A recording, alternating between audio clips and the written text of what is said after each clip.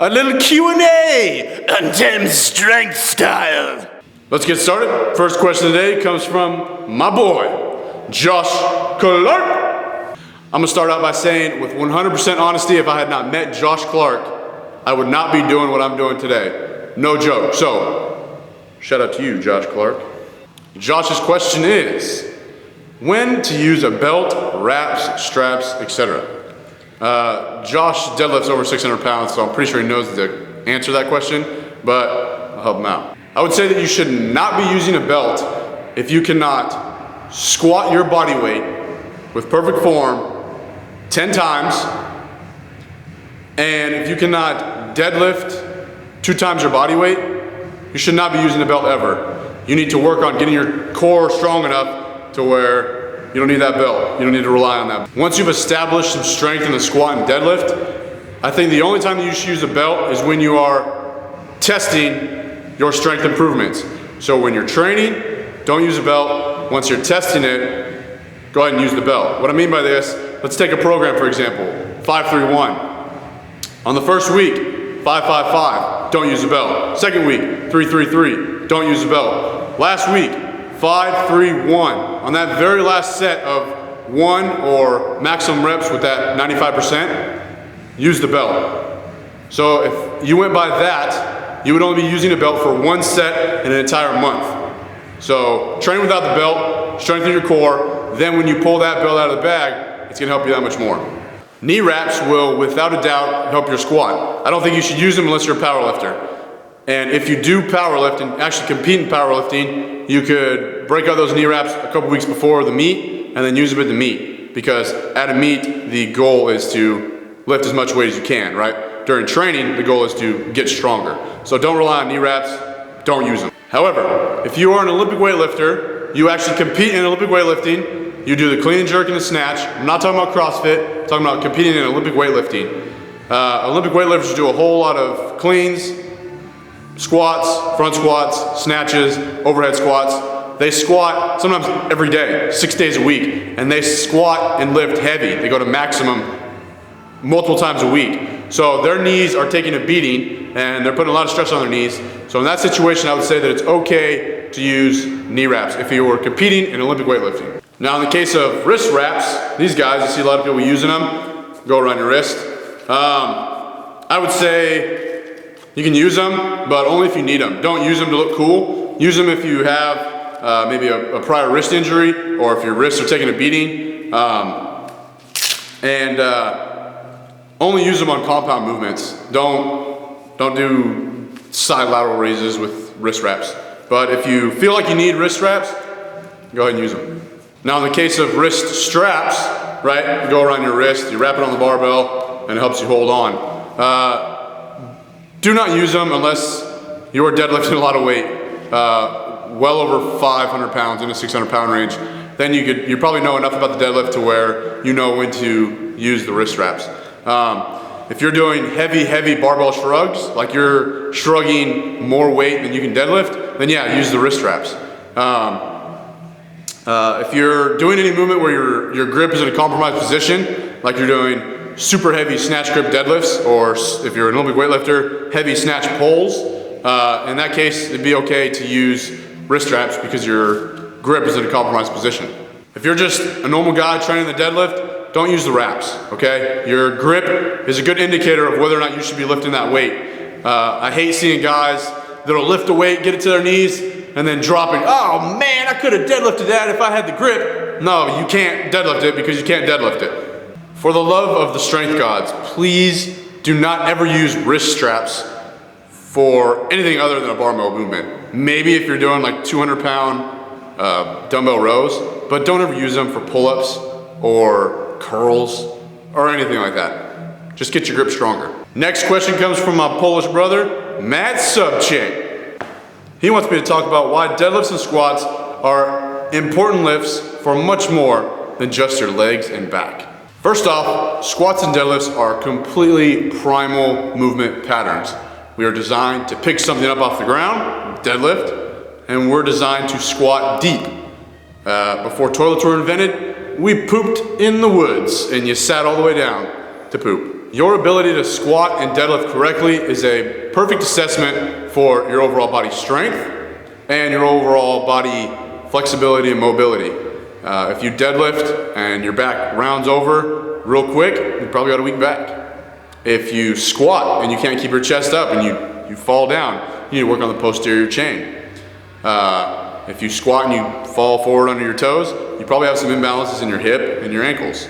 So it's definitely a good assessment to see what you need to work on as far as flexibility. But the most important point that I want to make with your question, Matt, is people don't understand how important squats and deadlifts are for boosting up your growth hormone.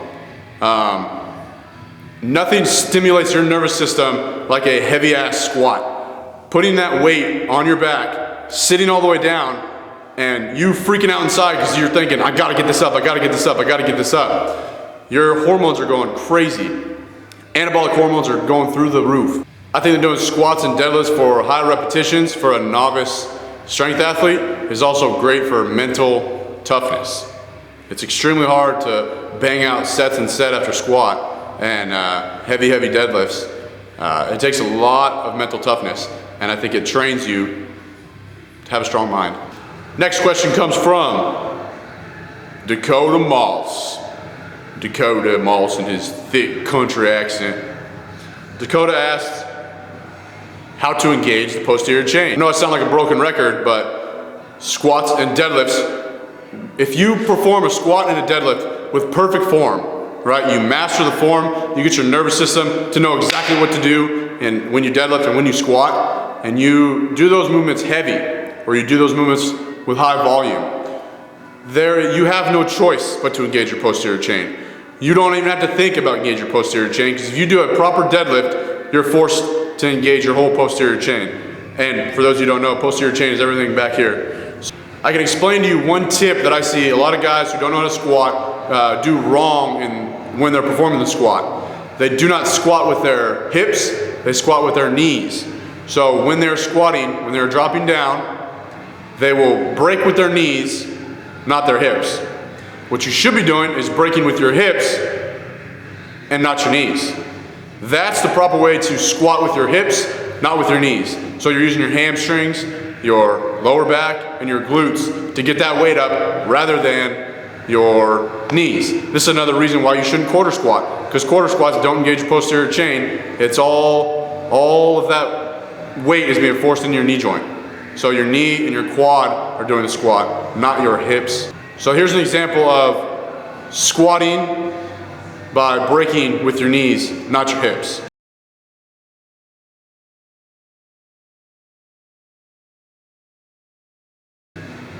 Here's an example of a squat done, breaking at the hips first, not the knees.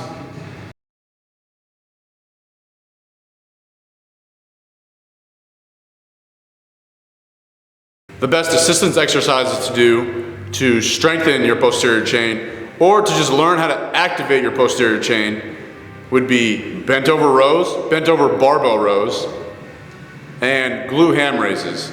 You don't need a glute ham raise machine to do it. You can do it with a partner, and watch this clip to see how.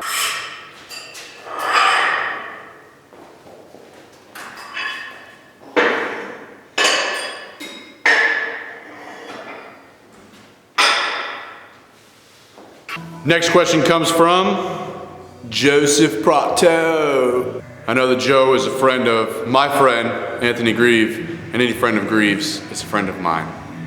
Joe asks, when you're left with a microwave and a fridge, how can you overcome a lack of a good diet? What are some good microwavable meals? And what are some other options to make eating healthy? First off, dude, I realize that you're a Marine, so take advantage of the chow hall. I know the chow hall sucks, but I mean, maybe it's free for you. I don't know, if it's still free, go to the chow hall and eat a bunch of their crappy food. If that's not an option, I would say break the rules a little bit. I was in the Marine Corps, and I would cook in my room when you weren't supposed to. I bought a skillet that you plug into the wall with a lip on it, so it was like a bowl almost. And I would cook bacon, eggs, I'd cook my oatmeal in it, I'd cook my rice in it, I'd steam my vegetables, I'd cook my chicken, I'd cook potatoes in it. I probably ate ice cream out of it, I don't know, but get one of those, dude. And you could cook in your room. Just open the window and have a fan blowing out that smoke. But I know that's not your question. You want to know some good microwavable meals. So, dude, you can get a whole bunch of stuff at the grocery store that's good. You can get instant oatmeal. You can actually cook eggs in a microwave. Probably not very good. Put some salt and pepper on it, and you'll be all right. Just whip it up and cook it in the microwave. You can get microwavable chicken. Just get the chicken breast. Don't get the breaded stuff. Don't get the dinosaur chicken nuggets. Just get chicken breasts.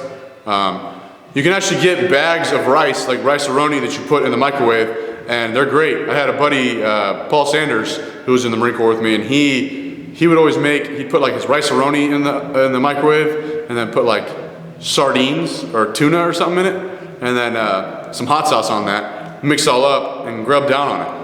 That actually sounds pretty good right now. So you can just get creative. Tuna, microwavable rice, like I said. So those are some good options. Next question comes from my boy, Alex Jameson. Alex suggests that I talk about how assistance work can help bring better form and increase strength in weak areas for the big 4 lifts. My man. So I'm gonna break it down by bench, squat, deadlift, and some assistance stuff that can help you improve your form.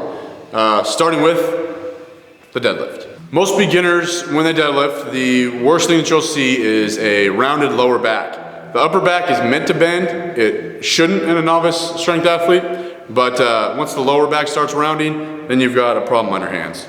So we probably should strengthen the lower back, as well as stretch out the hamstrings. They probably have tight hamstrings, and let me explain why.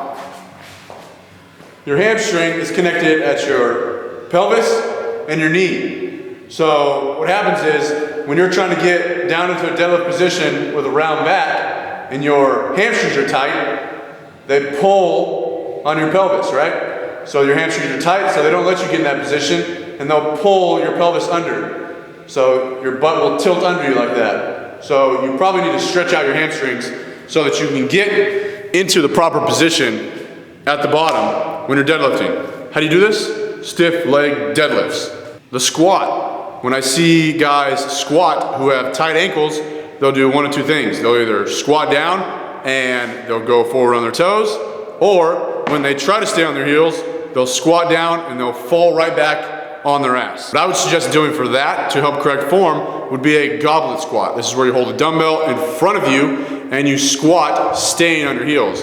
Having the weight in front of you like that will help counterbalance you from falling backwards. It'll hold you forward so that you can focus on staying on your heels while you squat.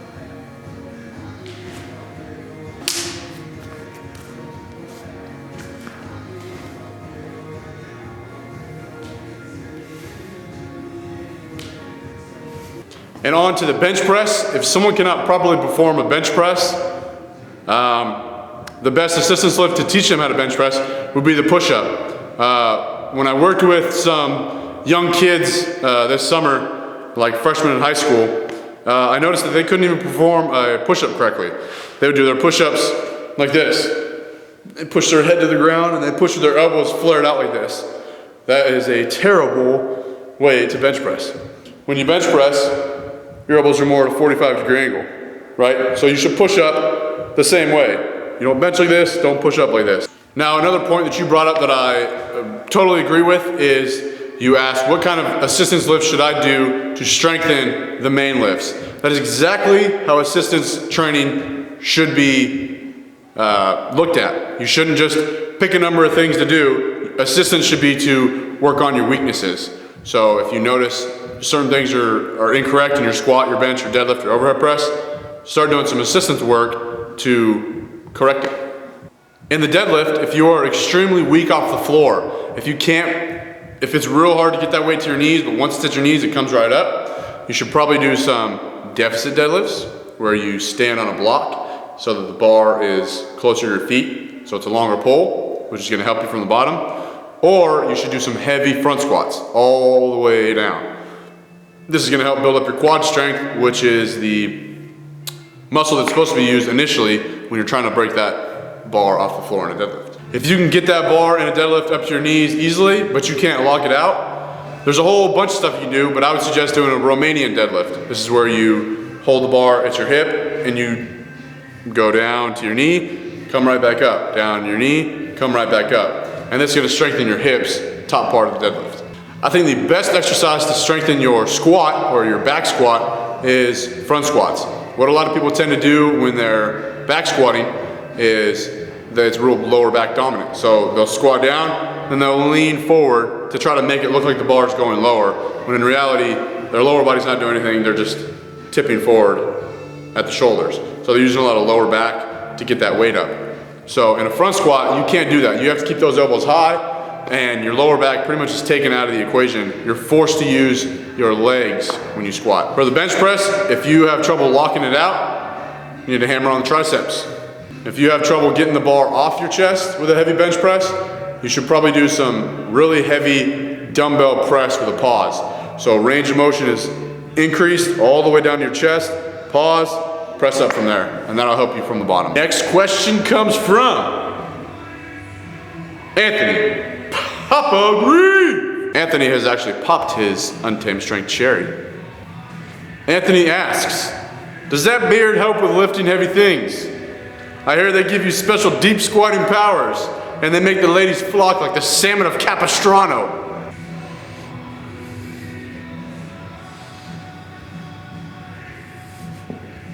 What do you think? Next question comes from Jacob Banner. Jacob wants me to talk about some common muscle imbalances, correcting them, and the importance of doing so in order to maintain long-term health and max your numbers out.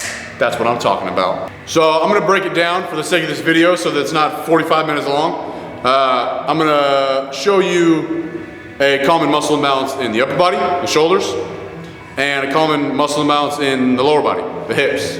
So what happens to most people at any commercial gym is they love doing bench press, they love doing curls, they love doing front raises, they love to work everything that they can see in the mirror. They love to do crunches, and what happens is all of this gets tight. So what happens is you start to have internal rotation. So your hands, your palms face back, right? Your upper back is imbalanced and becomes rounded. So you start walking around like this. So what you need to do is stretch all this out. Stretch it out and open it up. I like to take my hand flat like this, put it against the wall like this, and open up. It'll stretch all through your hand, forearm, biceps, and out like that. Just stretch all of this. Anything that stretches this, open it up. Anything that strengthens this, do it. Deadlifts, rows, band pull-aparts, pull-ups. You should be doing as much, if not more, pulling than pushing to keep your shoulders in balance. So as far as the hips go, one problem that I see with a lot of people in our culture, I talked about this in my last video, we do way too much sitting, right? For 12 years of our life, we're told to sit down and shut up and do your work in school, right? So we sit there on those stupid desks for 8 hours a day. Then we go home and we watch TV or we play video games. Then when we graduate, we go to college. And then when we graduate college, we go to sit at our desk and type away all day and some stupid desk job. So we're sitting all the time.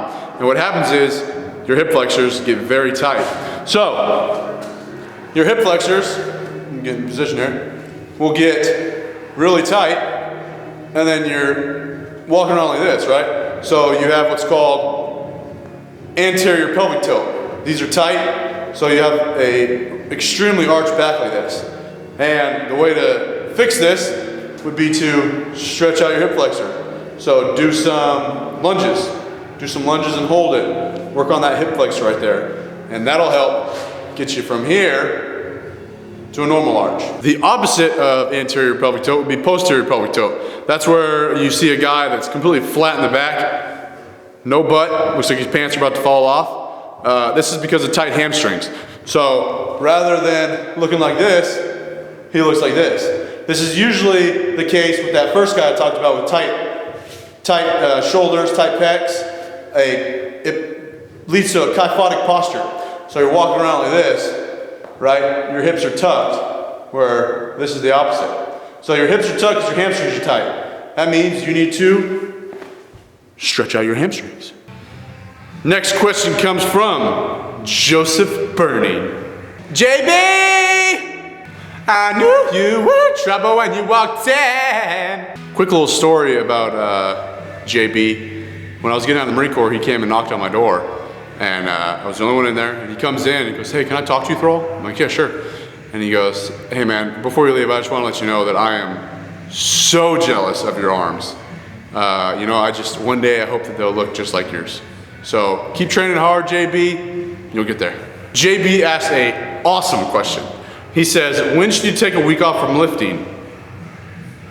If you're a Marine Corps body bearer, you should take a week off right now. You guys are not only training 5-6 days a week, but you're lifting caskets at funerals, you're downstairs drilling, so you are fried. So it's probably a good idea to take a week off. Here's the problem that most people encounter when they take a week off of lifting. They take a week off of lifting, and they think, man, I don't have to lift tomorrow, I'm going out tonight. I'm going out, I'm getting faded. So they go out and they drink, they stay up till 3 in the morning, they go and crash in bed, and the next morning, when usually they'd be getting up early to go have a good meal, right, before they lift, they say, I don't need to lift, I'm gonna take a, sleep in, skip breakfast. When I wake up, I'll just have this bag of Doritos and a Monster. Their whole schedule is completely thrown off. They don't sleep like they normally do. Their diet is completely thrown off. Everything is just jacked up. So they take that week off and they use it as, I'm not lifting, so I'm doing whatever I want. And then by the time that week ends and they have to lift again, they are completely thrown off. They feel weaker and they made no progress. They actually went backwards. So the key to taking a week off is to make sure your recovery is spot on. So you still need to eat good food. You still need to eat just as much as you were. You still need to get solid 8 hours of sleep and get up, move around each day, go walk on the treadmill for 20 minutes. Don't sit around and play video games for 10 hours in the day. Get moving, take care of your body for that week, right? Maybe go to a pool and swim, sit in the spa, go to a sauna, take an ice bath. Do something that helps you to recover, right? Don't take a week off as in, hey, I'm never gonna lift again. Take a week off as I need to rest, recover, and recuperate so that when I get back in the gym, I can kill it. Not only is a week off every once in a great while good for your muscles, it's really, really good for your nervous system. So your whole body gets to relax for a week. And like I said, not only is it good for your body, but it's good for your mind. Because during that it gets real monotonous going to the gym 5-6 days a week, every week. You take that week off, and once it comes around, once you're in that week off, you're thinking, I cannot wait to get back in the gym and, achieve whatever I want to achieve. So it's gonna make you hungry to lift again, and it'll really be a break for your mind. Next question comes from Zach Williams. Met Zach, pretty cool guy, never really got to know him. He wants me to talk about why people say they're bulking year round, because then they just turn into big fat guys. After bulking season should come some shredding season. You're very true, Zach. Saying that you're bulking would imply that there will be time to cut, right? So don't be the fat guy who says I'm bulking, right? You probably shouldn't be bulking. You should probably get rid of some of the body fat so that you're more functional. And don't be a skinny guy saying that you're cutting, okay? If you only weigh 160 pounds, you should probably worry about building some muscle and not cutting. With that, I think that saying you're bulking or cutting, I think a lot of people throw that term around the wrong way, and they throw it around too much. I think if you're cutting, you should be doing it with a purpose. So you should be counting your calories, counting your macronutrients. You should be knowing how many calories I need to take to gain muscle and lose fat. Most people, when they say they're cutting, that just means, yeah, I go to the treadmill and I run for 20 minutes 3 times a week. Or, yeah, I'm cutting, so I'm just not gonna eat anymore, right? That's not cutting, that's just getting skinny and weak. And it's the same thing with bulking, okay? You should probably bulk with some purpose. You should know how much protein you need, how many carbs you need, I'm not telling you to be a Nazi about counting calories.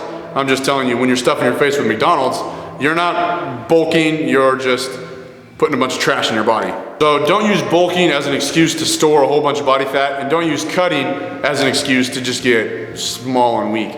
Next question comes from Pat McCutcheon. He wants me to talk about squat form. Oof.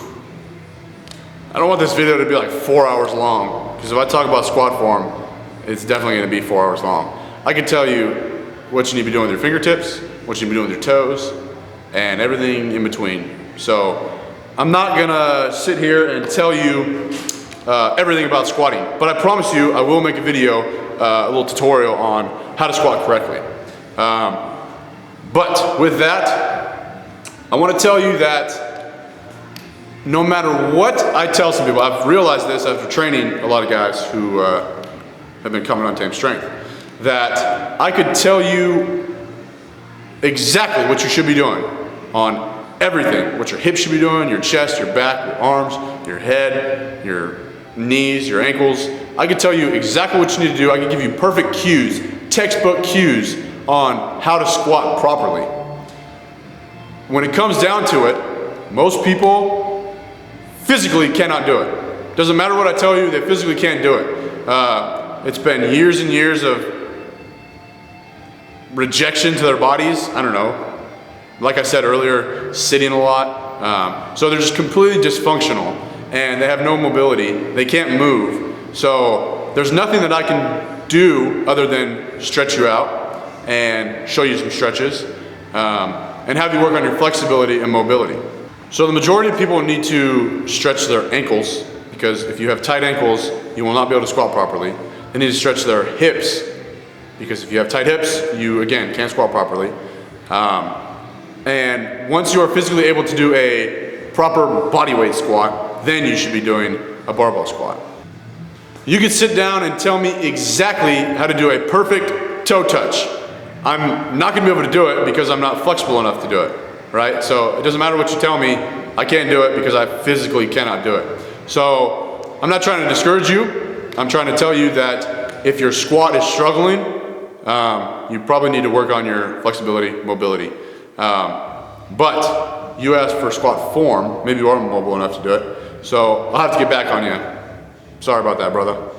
Last question comes from my man, Adam Brown, Untamed Strength member. He wants to know, where do babies come from?